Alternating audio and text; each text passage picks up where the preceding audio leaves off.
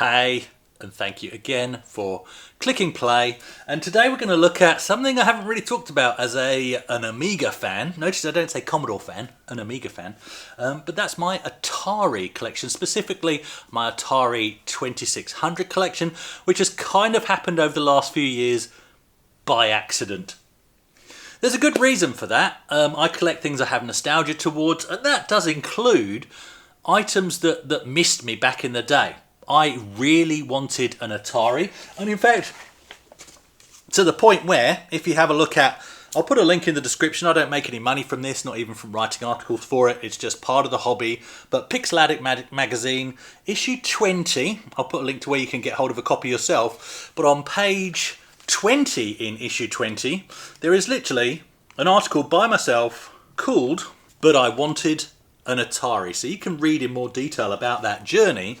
And that details, and I've covered it in a video before, how instead of getting an Atari back in the day, we got the Philips G7000. And you know what? Spoiler alert, I wouldn't change a thing. I have so much love for this system as a result of growing up with one and some of the games specifically that it plays.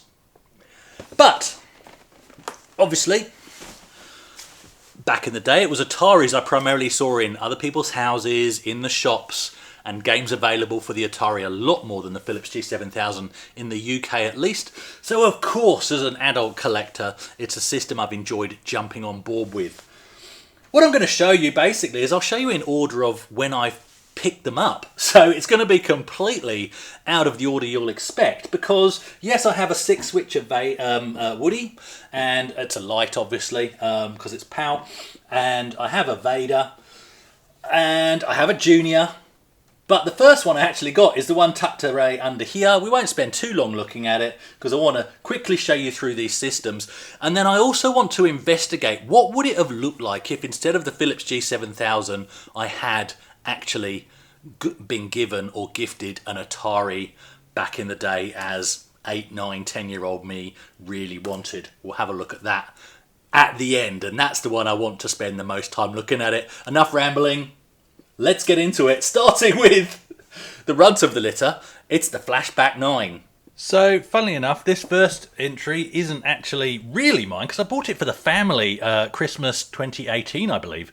But I'm the one that's got the most joy out of it. And especially one of the things I'll show you, but we have had some good two-player family fun, especially on Frog Pond, ironically. But let's have a look. I won't spend too long on it, because otherwise you'll all switch off.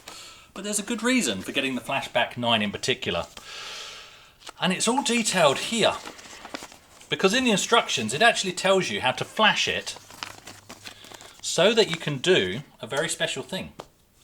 Before we get to that, let's have a look at what you get in the box. Now, I haven't cleaned this off specifically because I want you to see how dusty this is. Because this doesn't usually sit in the box. I'm unboxing this for the purposes of this video. This usually sits by the big TV in the front lounge, well, the medium-sized TV, because this is the kind of item you can just use. You can just put it anywhere. You don't have to be precious about it, right? It's cheap, tacky plastic, but it does the job. Horrible buttons. The Flashback 10, I believe they went back to switches more in keeping with the original. I do like the fact that the joystick ports are on the front. Why Atari never did that is actually beyond me. So there you go. The Flashback, HDMI, and there's your power, but it's not USB power, I don't think. Now, the reason, there's the bottom of it. These were done by ATGames, obviously. And this particular one, not the gold. The gold has slightly more games and it has wireless controllers. I specifically went for the not gold because I wanted hardwired joysticks. And I wanted this as well, which you do have on the gold, and that is, the ones before this did not have an SD card slot. You can sideload games, and that's what those instructions tell you how to do. Flash it so that you can use this as storage. And I now have over 1,000 games on this unit. That's why this hasn't been thrown in the bin. What it also comes with is the AtGames rendition of, obviously you've got a primary joystick with your select game reset controls and stuff on there as well. But other than that, it's an okay recreation of the original. And more importantly, the standard joystick as joystick 2. And the reason why I like this is because this has been, until I got the zip stick, one of the primary joysticks I've used on all my other systems because it's 9-pin D connection. So I use that on my Amiga, I use that on the other real Ataris, because I haven't actually got my hands on an actual original joystick. This has been fine. Bit cheap, bit tacky, bit squeaky, but again, you don't have to be precious about it. And of course, in here as well, we have the power adapter. All right, let's have a quick look at the Flashback. Okay, there it is, all plugged in and on. And here's the usual menu that you get, so you can see. I'm not going to go through them all.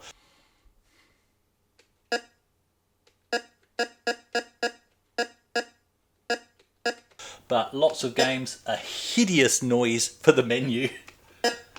Ugh. And it is a bit glitchy, you know, occasionally it will, you then have to come down here, by the way, to move to the next page rather than it just scrolling. Let's have a quick look at, I guess, Asteroid Deluxe.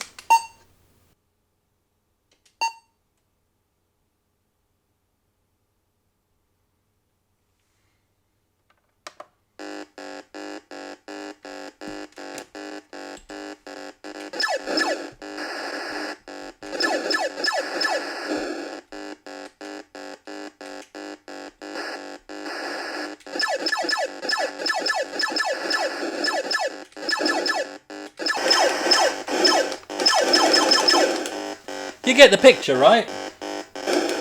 That's got scan lines on, but scan lines are literally just putting black bars.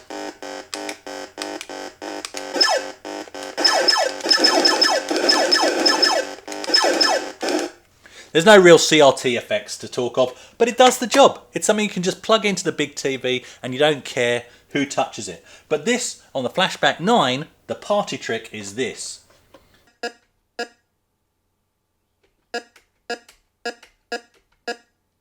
And if I go down to SD card, well, every single one of these SD card images is a game.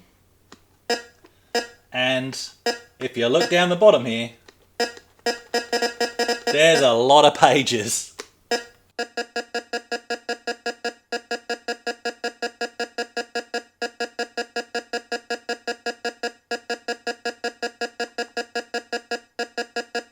So this is a good way of playing games that you don't have access to.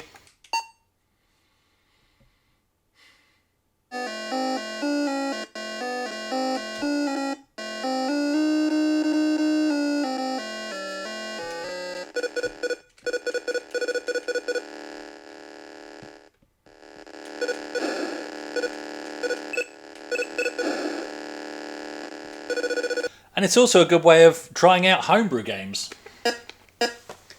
Like Halo for the 2600.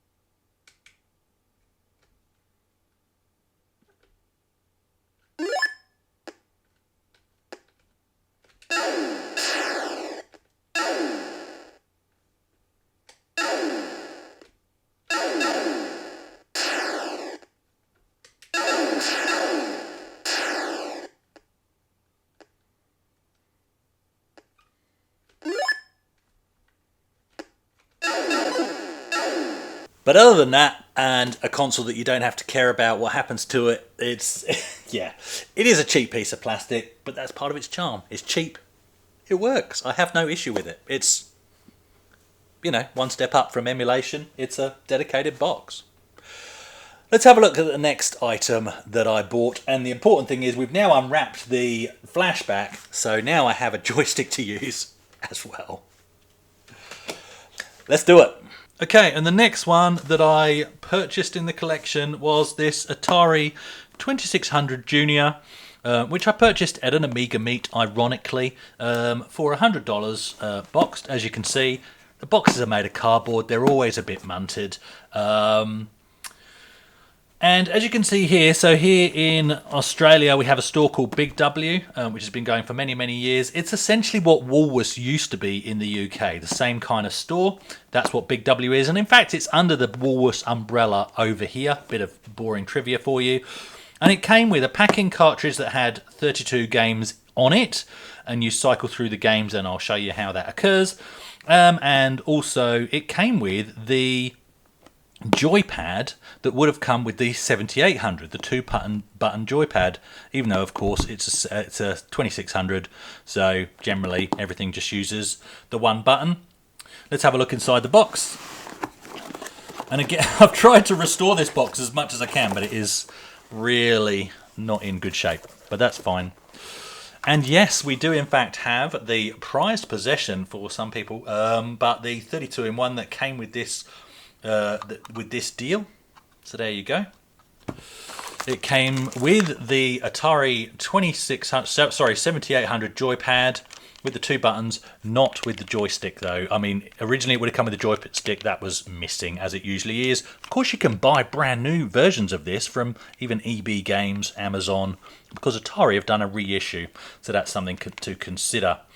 And of course, this will come in handy for another system we'll have a look at a bit later on. This, fortunately, is where I have a power supply, and it's a very long cable. We have the original manual and warranty card.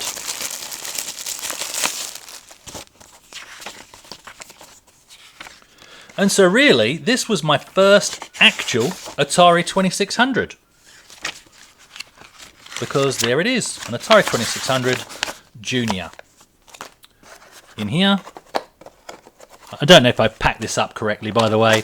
I've packed in an RF cable. Most Atari 2600s, the RF is plugged in inside the unit. On the Junior, it's actually sensibly, finally, on the outside, but the joystick ports are still on the back. You lose a lot of cable going round your system, but anyway. This is in quite nice condition. Right, let's plug it in and have a quick look.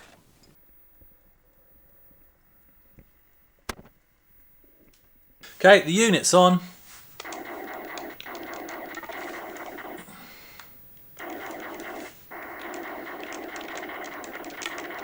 And I don't know why, but it keeps switching to black and white when the game starts. On this cartridge, you basically switch the unit off, switch it back on again, and it chooses a different game.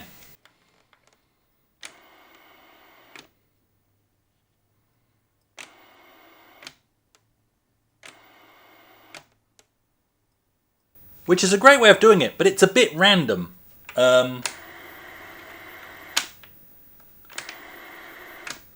Because you can't really choose which game you're going to play.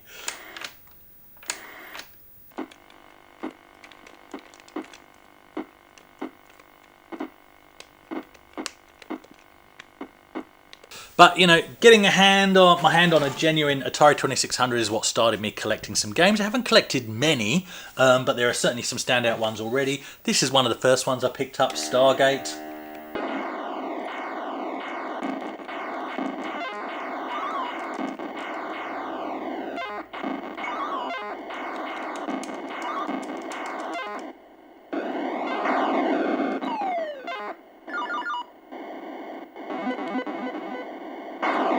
And another favourite that was donated by my mate Al is River Raid.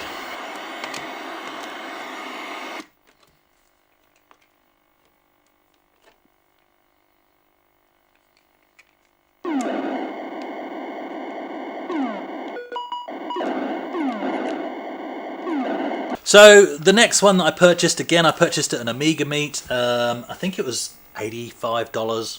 and it was the Atari 2600 6-switcher Woody. Didn't come with a power supply, didn't come with a controller. Well, actually it did. It came with this set of paddles. Did come with an RF cable.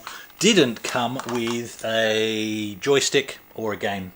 But that was a fair price. No box, obviously, no manual, but I'm not expecting that for a loose console. The main thing is it works. So, I mean, it's iconic. This is the machine that I would have seen in people's houses, to a point in the shops, and this would have been either this or the 4-switch equivalent would have been what I was actually lusting after at that very early gaming age. Please forgive me, but I am at this point using, because it just feels right even though it's so wrong, the joystick from the Flashback, the AT-Games Flashback. The game that feels most right in this, simply because of its tank-like looks, although tanks aren't generally made of wood, but it's Battlezone. So let's have a quick play.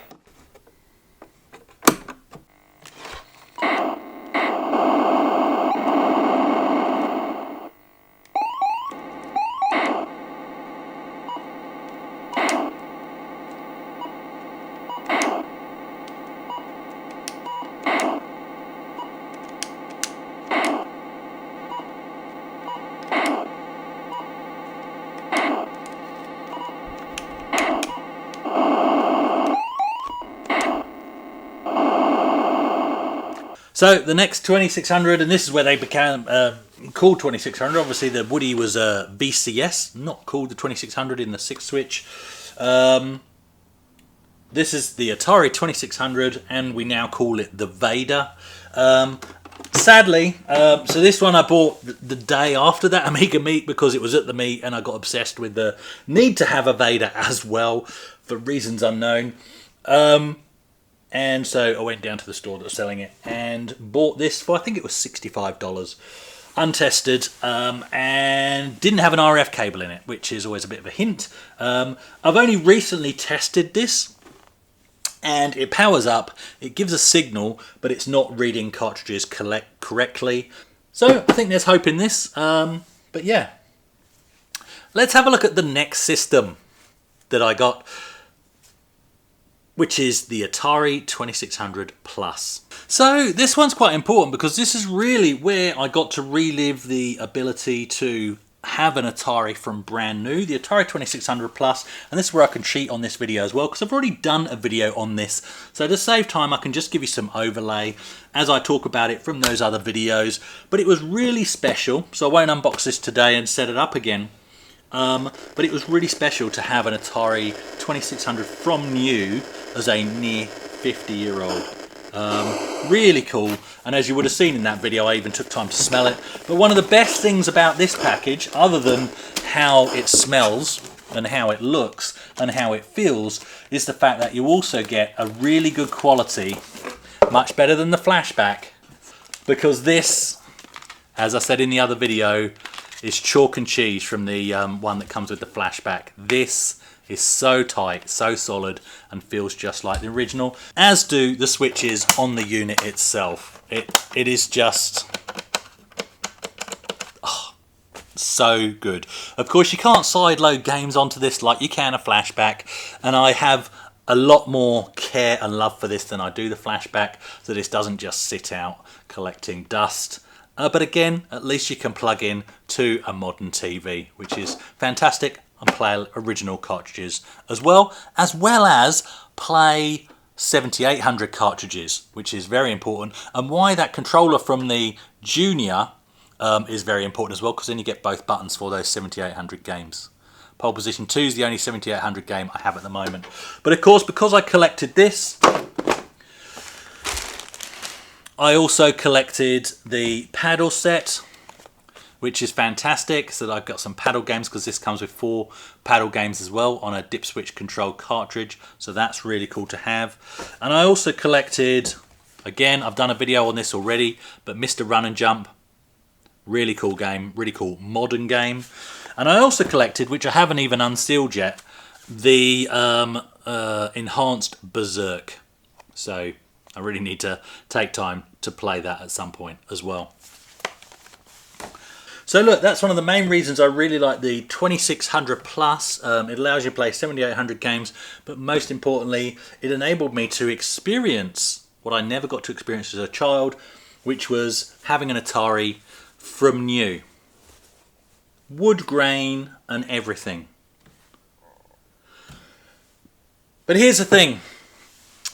What would it have been like to, instead of getting the Philips G7000, if I'd have had the possibility back in the day to unwrap a brand new Atari VCS or Atari 2600? What may that have looked like? Because the thing is, when I was at the age when I was lusting after these machines, yes, friends would have had the Woody, but what would I have ended up with if, in that period, I'd have got, for birthday or Christmas, hopefully not in unicorn wrapping paper, a brand new Atari, as I'd asked Father Christmas for. I think it would have looked much like this. Because in 1982, Atari switched from the wood grain to the black, as we now call it, Vader model. And this is probably the pack I would have ended up with. This particular one should come with Space Invaders, and it should come with Air-Sea Battle and Asteroids inside. Let's have a look at what we've got. This one wasn't actually a present. This one was in fact a pickup from a local cash converters. I'd gone there the day before and seen it in the window and thought, but I have a Vader, so it doesn't really matter. And then I woke up the next morning, which was a Sunday, obsessed with the need to buy this. Oh, we didn't look at the back of the box. There you go. All the dreams you could ever wish for. Screenshots as well. This one would have originally come with 2 controllers and those 3 games I mentioned. In here we have, if I pull that cardboard back, we have a manual which wasn't in here. This was kindly donated by my friend Shane once I told him I'd gone back, because he was with me the day. He was the one that spotted it in the window. And so he kindly gifted me this manual that he had spare. And it's the right manual to go with this set. So I really appreciate that. We have what looks like a brand new Atari 2600. The correct name of, the correct use of the name at this point.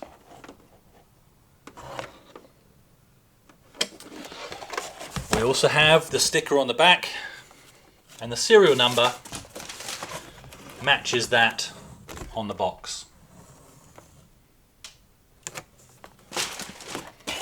Let's put that up on the table,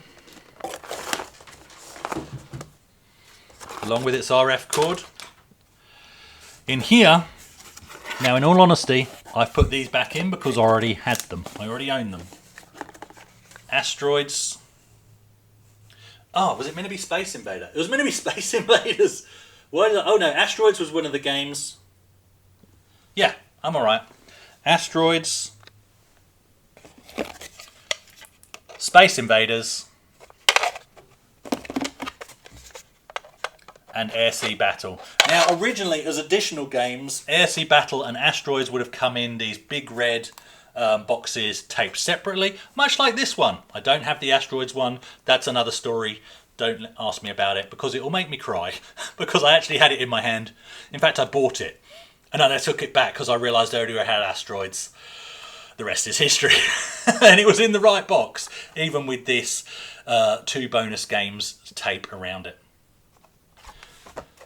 What we should also have is a power supply unit. This is not the one from the Junior. This is one that came with this. And we should have, which I didn't have up until this point, 2 original Atari joysticks. And again, these look and feel brand new. You'll notice they don't have the orange around it, and I think that's because Yep, looking at the box, they didn't with the Vader or the 2600 in black. They were all black. This is how they should be. Let's set this up and see what we've got. Wow, so I guess birthday or Christmas could have looked much like this, right? ATARI 2600 in black, and I wouldn't have cared because I'd have had the latest, and that's how it works. Bragging rights, the ATARI 2600. Space Invaders, one of the best games of all time, along with Asteroids, and also Air-Sea Battle. Flicking through the manual when not playing, especially to see how you set it up. Yeah, that would have been pretty special. Let's have a play.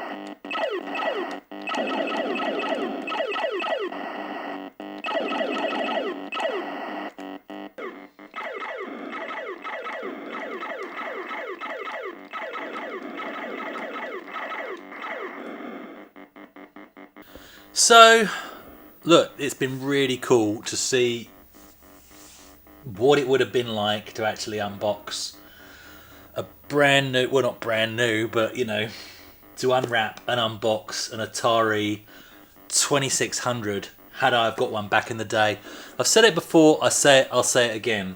I have so much love for the Philips G7000 because that's what I grew up with and that will never change. However, this is a fantastic experience. Who would have thought it would come from a cash converters?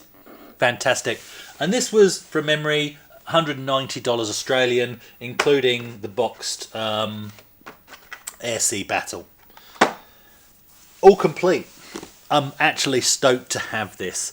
My promise to the wife was that I'll probably move on the Junior. I'll just resell it for the price that I paid for it. I think that's fair because I don't really need that now. I was keeping it simply because it was boxed. My favourite is probably still the 6-switcher Woody. However, I really also like the 2600 Plus. So I'm finding the system really cool to collect for because A, the systems themselves, they're fairly robust, they don't break much at all, and so he says, having a broken example of one, but you know, they're easy to collect for is what I'm saying, as are the games, and in fact a couple of others that I've picked up that I neglected to show you. This in box, so even box ones can be picked up quite cheap. That's a cool game. And this one was also from the same caches that I got the boxed Vader, and that. So what's that? Nexar by Spectravision. I haven't even played it yet, but this is in stunning condition. So that'll be a separate video at some point. Really cool system to collect for.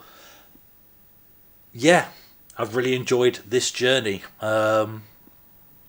I'm an Atari 2600 fan. Wouldn't call myself an Atari fan for various reasons, but I'm certainly a fan of the VCS/2600. Thank you for watching.